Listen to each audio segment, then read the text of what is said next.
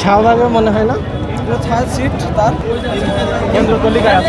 দর্শক, একজন পরীক্ষার্থী তিনি কিন্তু এই সড়ক অবরোধের মাঝে পড়ে এই মুহূর্তে পরীক্ষা কেন্দ্রে যাওয়ার জন্য কিন্তু ছোটাছুটি করছেন।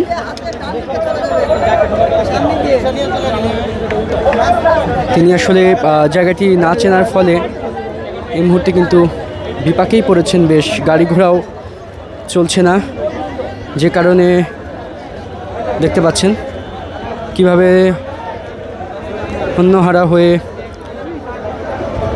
মানুষের কাছে জিজ্ঞেস করে এখন কিন্তু তিনি পাছাওতে করে কিন্তু যাওয়ার চিন্তা করছেন।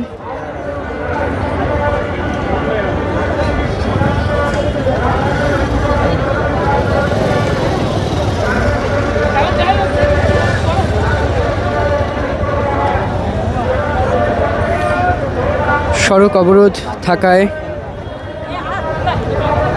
এই মুহূর্তে কিন্তু আমরা দেখতে পাচ্ছি একজন পরীক্ষার্থী তিনি আসলে কতটা ভোগান্তিতে পড়েছেন এই দৃশ্যই আসলে সে কথা বলে দেয়।